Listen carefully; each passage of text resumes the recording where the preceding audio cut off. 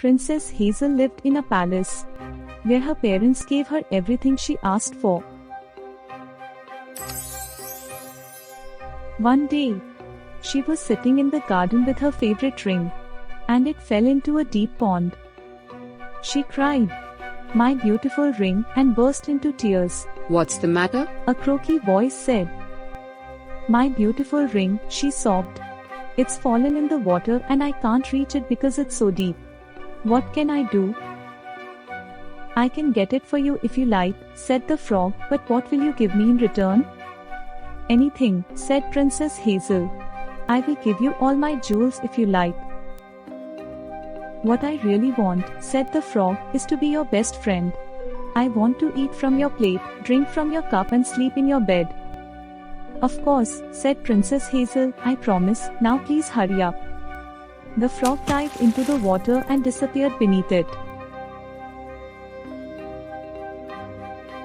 Presently, some bubbles appeared on the water and up popped the frog, balancing the ring on his head. Quickly, she grabbed the ring and ran off towards the palace. "Wait for me," called the frog, hopping after her. Hurriedly, she slipped through the door, slamming it behind her before the frog had a chance to catch up. "What's all this about?" said the king.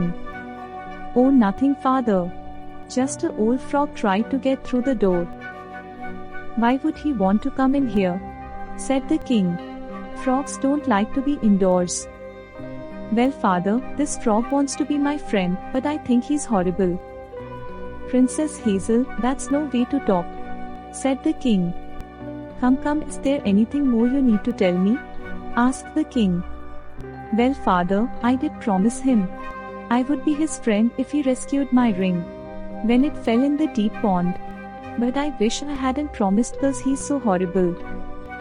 "My dear child," said the king, "a promise is a promise. Haven't I always told you never to make a promise you couldn't keep?" "But father..." "No, my dear," said the king. "You must learn.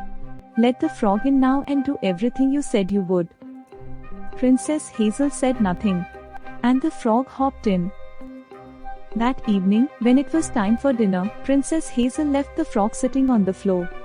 "I wanna eat from your plate and drink from your cup," said the frog. Princess Hazel tried to ignore him, but then she saw that the king was watching her. She said, "Oh, very well then, if you must." The frog hopped on the table and enjoyed her food. But Princess Hazel didn't eat or drink anything at all. In fact, she felt quite sick. That night, Princess Hazel lay down as far away from Frog as she could. The next morning when she woke up, she looked over to where the frog was sleeping. But she was surprised to see that there was no frog. A handsome prince was standing there. "Thank you," he said. "You have broken the spell. A wicked witch cursed me and made me into a frog. She said I would remain one forever, unless a beautiful princess would become my best friend and let me eat from her plate, drink from her cup and sleep in her bed. Until I saw you, I thought I would be a frog forever." From that day forth, Princess Hazel and the prince became the best of friends. And I wouldn't be at all surprised if, when they grew up, they got married and lived happily ever after.